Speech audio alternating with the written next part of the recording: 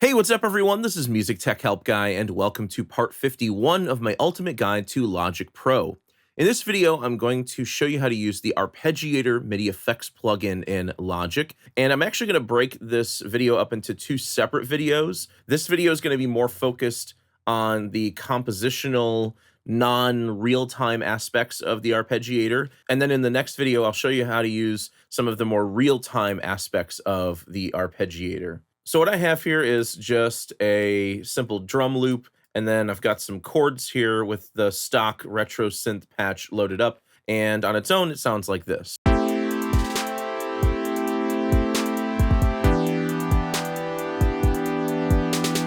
And then to load up the Arpeggiator, you can just go to the MIDI effects insert slot, which is at the top of any software instrument, and you'll see all of your MIDI effects. I'm going to load up the Arpeggiator. Now, what the Arpeggiator does is it takes chords and it arpeggiates them. So it can take something like this and turn it into this.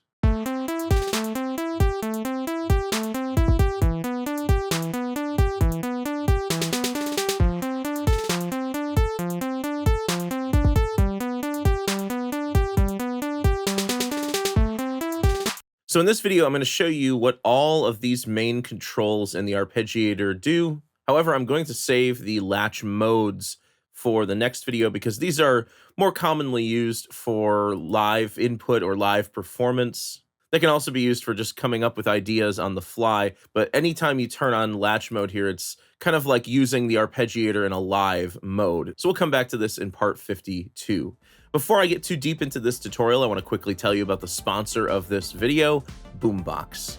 Boombox.io is an awesome new music storage and audio file commenting tool that's perfect for musicians, producers, beat makers, and other collaborative music makers. With Boombox, you can upload your tracks. The site supports single file upload or batch upload. You can invite collaborators like other producers, other co-writers, bandmates, and others to comment on your tracks in the form of time-stamped feedback. If you want to check it out for yourself, head over to boombox.io where you can sign up for a free account today and get 4 gigabytes of free storage. Okay, so once you've loaded up the Arpeggiator, there are multiple presets up here that you can choose from. Let me just try one of these here.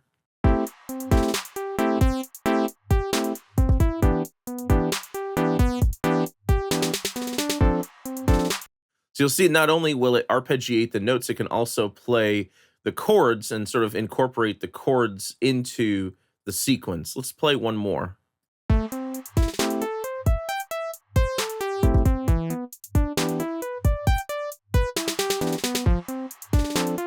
Okay, so I'm going to go back to the default setting, and I'll show you what all of these controls do.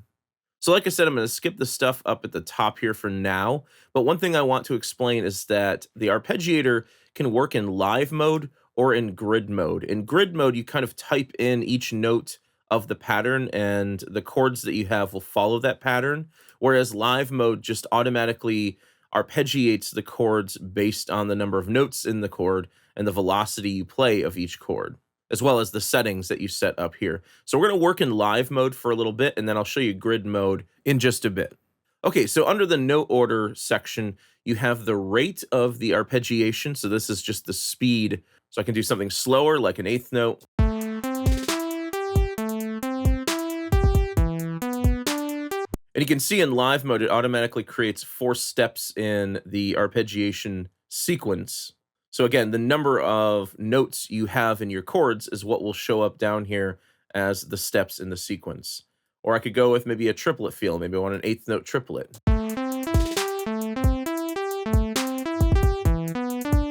Or maybe something even faster, like a 30-second note.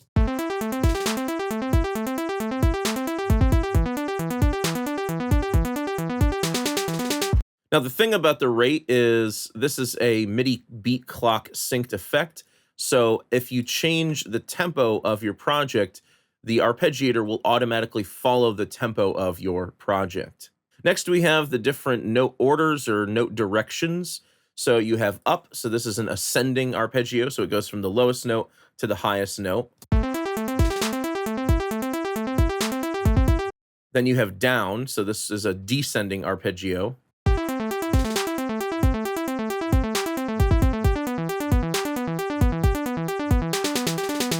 You also have up and down, so this will go from the bottom note to the top note and then back down to the bottom note. But by default in this mode, the top and bottom notes are repeated.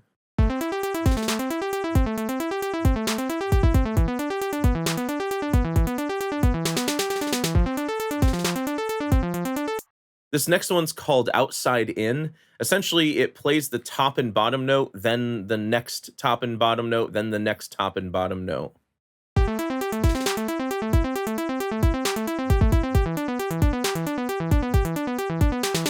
So essentially with my 4-note chords, this is playing the top note, then the bottom note, then this note, then this note. So that's why it's called outside in.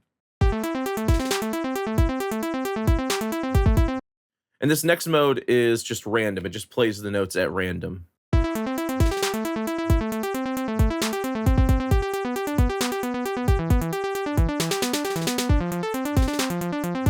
Now this next mode is really cool. This is actually called as played. So with this mode, what you can do is you can play in the notes in a certain order with your MIDI controller, and the arpeggiator will follow that note order. So because I'm going to be entering in notes with my MIDI controller, I'm going to go ahead and just mute my MIDI region for now. And this mode really works best with another option turned on. It's down here. It's kind of hidden in the lower left. You click here and you turn on this option called silent capture. So this allows you to enter notes without the playback immediately starting. So I'm going to play in a few notes on my MIDI controller here. And what you'll see now is the play button up here is flashing. And if I click on that, it's going to play that sequence that I just entered on my MIDI controller.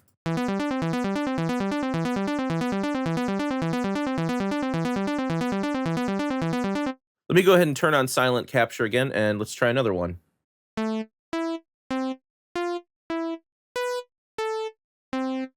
I'll hit play.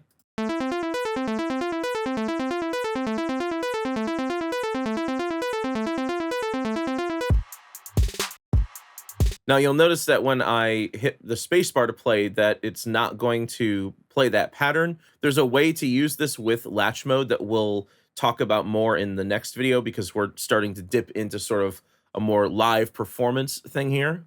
So for now, I'm going to skip as played mode, and I'll demonstrate that more in the next video. So I'm going to go ahead and turn off latch, and I'm going to go back to up and down. Now for each one of these different note orders or directions, there are 4 distinct variations. So the variations are just slightly altered patterns from the main note direction. So for example, with up and down, variation 1 repeats the top and bottom note.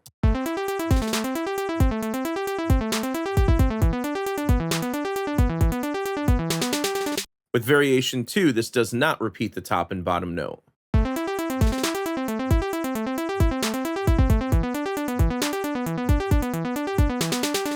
So again, these variations are unique variations for each one of these note order modes. Additionally, you can add more octaves to the arpeggiation. So if you just set the octave range to 1, this means it's only going to play the notes that you've entered in. But if I set this to 2 octaves, now it's going to play the chords plus 1 octave higher.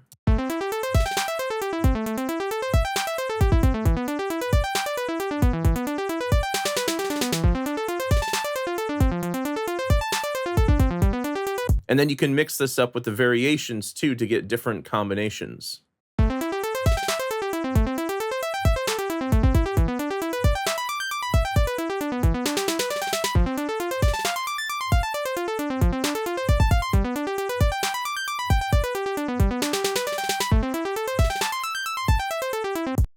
Another way to use this is, instead of using octave range, you can click here, and this turns into inversions. So this will give you different inversions of your chords and sort of functions like an additional set of variations. So once again, you can mix and match the variation and inversions to come up with some more unique sequences.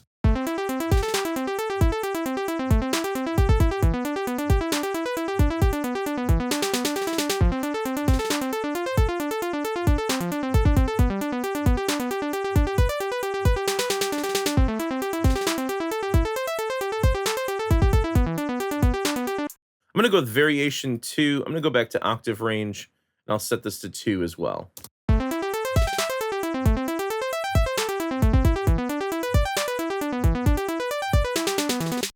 Okay, so those are the note order controls. Down at the bottom here in the pattern tab, this is where you can switch from live mode to grid mode. So with live mode, like I said, this is just going to take into account the number of notes you have in each chord, and it's going to use the controls here as is to construct a pattern. However, what you can do is you can turn on grid mode, and you can actually program in your own custom rhythm and custom sequence, almost like a step sequencer. So if you click on each one of these numbers, this will create a new step in the arpeggiation sequence. So for example, if I want a specific number of steps, like 8 steps in my sequence, I can turn on 8 steps. In addition, you can affect the velocity of each note. So if you want some notes to be lower velocities and some notes to be higher velocities, you can totally do that. And you can also play around with the gate of the notes. If you drag left or right, this will allow you to control the length of each note in the sequence, or the gate of each note in the sequence.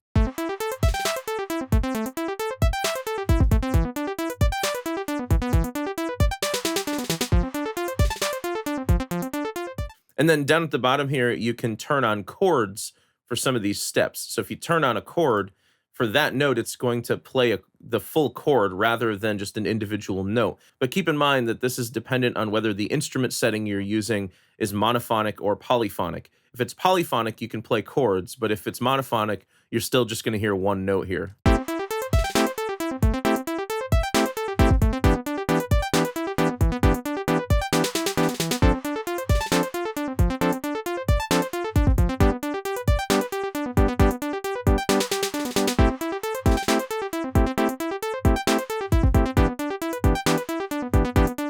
Now, in addition to programming in your own custom patterns, there are also many, many different pattern presets down here. And these are separate from the Arpeggiator's presets.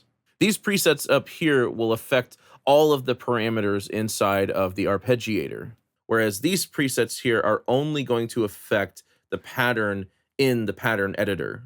So let's try out a few of these pattern presets.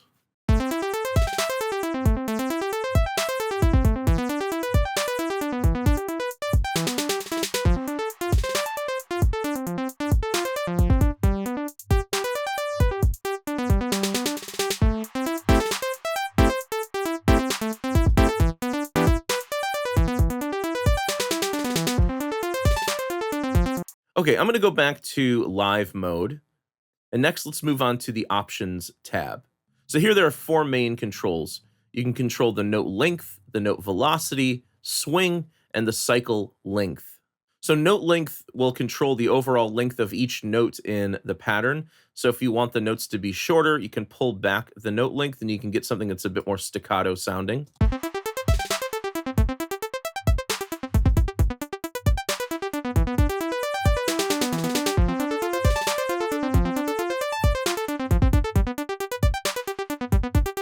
Or you can pull this up and you can get some more smooth legato sounds.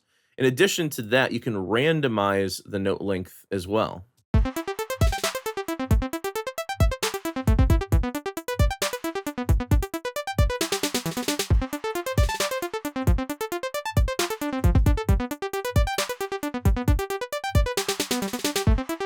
So certain notes will be longer and other notes will be shorter. Additionally, you can adjust the velocity of the pattern that's being played. So basically, if this is all the way over to the right, it's going to play each note at the velocity that you entered. Whereas if you pull this all the way over to the left, this will fix the velocity to a specific setting that you can set here between 1 and 127. So if I want all notes to play at a velocity of 100, I can do that.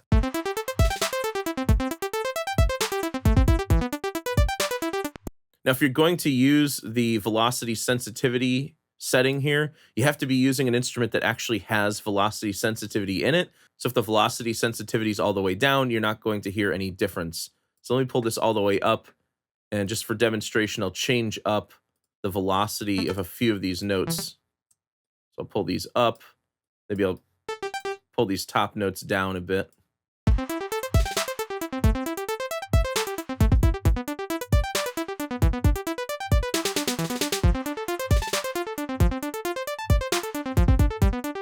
So you hear the bottom notes are a little louder than the top notes. If I wanted to make less out of that, I could pull this back. And you'll still hear some velocity sensitivity, but it's going to be a lot more uniform.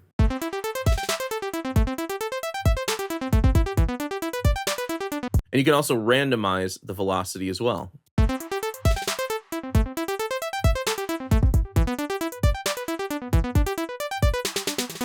I'm not going to use that, but if you click at the top here on the word random, this will turn into crescendo, and you can create crescendos and decrescendos.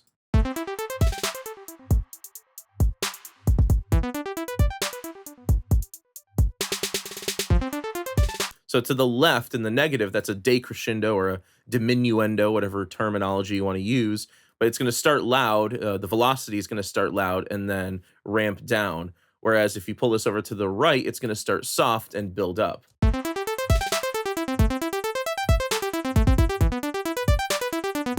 Yeah, so for this to work properly, what you'd really need to do is set the velocities of the notes to a lower starting value.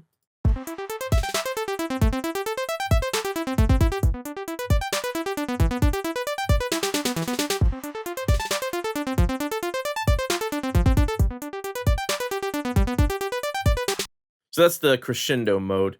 I'm just going to put the velocity as played as at a fixed value of 100. And let's move on to swing.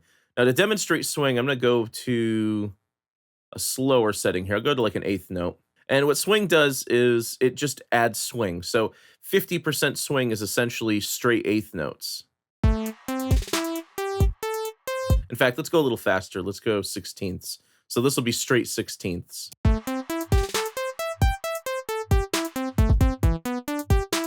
As you pull up the swing, you'll hear every other note get pushed back a bit, creating that swung effect.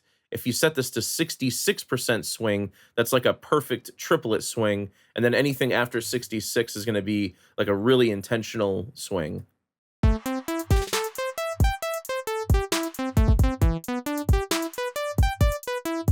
So if your drums or the groove of your song has more of a swung feel and you want the arpeggiator to follow that feel, you can pull up the swing.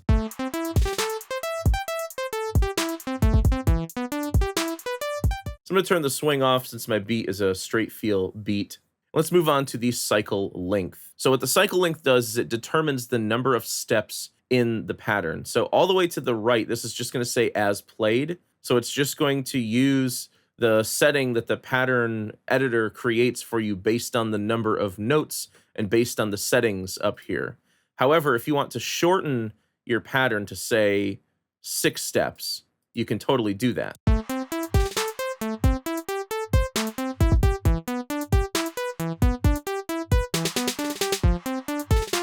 So you can hear that the pattern lasts 6 steps before restarting itself. If I go to 5, it's going to shorten it by 1 more.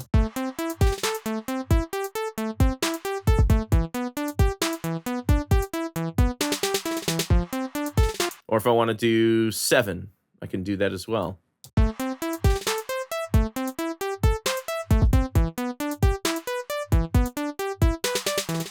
Or you can just make it follow the grid if you're using grid mode. So I'm going to set this back to as played. Now the keyboard tab here, this allows you to sort of scale quantize your arpeggios. This will be something I cover in part 52 when I cover latch mode, because the keyboard and latch mode are really helpful when you use them in tandem. So I'm going to skip over this for now.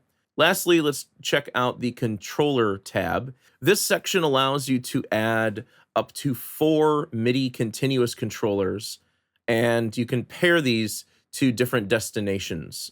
So right now, the sustain pedal is turning on or off latch. So this is really helpful if you're using Logic as your synthesizer in a live performance and you want to control latch mode with the sustain pedal. What I'm going to do is set up 2 different settings here. I'm going to use the modulation wheel to control the note length random. And what you can also do is you can learn your MIDI CCs if you're not sure what number they are. So for example, these 4 knobs here on my Alesis V25. I have no clue what CC numbers these are, but if I click here and I click Learn MIDI and I turn one of those knobs, you'll see that it learns that CC. So that was CC 23, and I can assign that CC to anything I like. So maybe I want this to control note length. So if I go back to the Options tab, this knob is controlling the note length, and the mod wheel is controlling the randomization of the note length. So let's say you wanted to record this CC automation into the region. This is very simple to do. All you have to do is make sure that your recording settings are set up for MIDI merge. So you want cycle off and on set to merge. And then you just set the playhead somewhere before the region, record enable the track and hit R to record, and then just record in the MIDI CCs.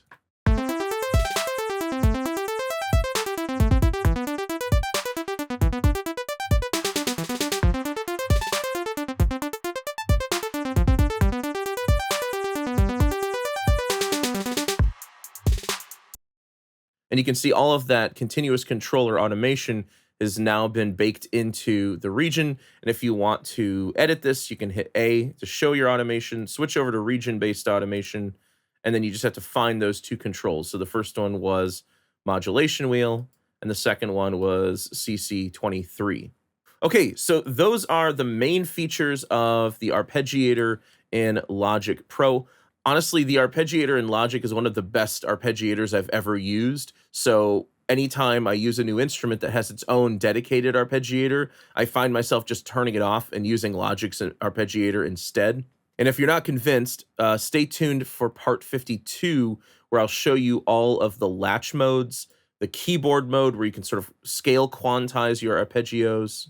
Because latch mode is incredible, not just for live performance, but also for coming up with ideas on the fly and then recording those ideas onto the track using the record MIDI to track function that I demonstrated in the previous video. So again, stay tuned for part 52, where I'll go over some of these advanced features in the Arpeggiator. I hope you guys enjoyed this video. If you did, please leave it a thumbs up and subscribe to the channel to see more content like this. As always, thank you so much for the support, and thanks for watching.